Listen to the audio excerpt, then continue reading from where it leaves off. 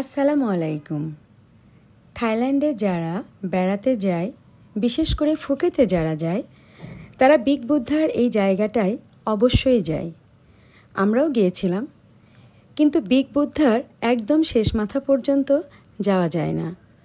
কোনো বিশেষ কারণে হয়তো বন্ধ আছে, তবে আমরা ওখানে বেড়াতে যাওয়ার পরে আমাদের মনে হয়েছে ওখানে রাস্তা সংস্কারের কাজ চলছে, যার কারণে বিগ বুদ্ধার একদম উপর পর্যন্ত যাওয়া যায় না।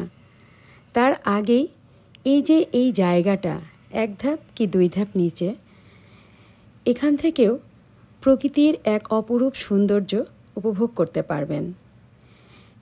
এই যে মেঘগুলো দেখতে পাচ্ছেন, দেখে মনে হচ্ছে না পাহাড়ের সাথে মিশে একাকার হয়ে গেছে? বিগ বুদ্ধার উপর পর্যন্ত যেতে পারলে আরেকটু ভালো লাগতো, কারণ বিগ বুদ্ধাটা পাহাড়ের সর্বোচ্চ চূড়ায় অবস্থিত। আর এই যে বিগ বুদ্ধার পাশ থেকে হালকা একটু দেখা যায়। সবাইকে অসংখ্য ধন্যবাদ। ভালো থাকবেন। আল্লাহ হাফেজ।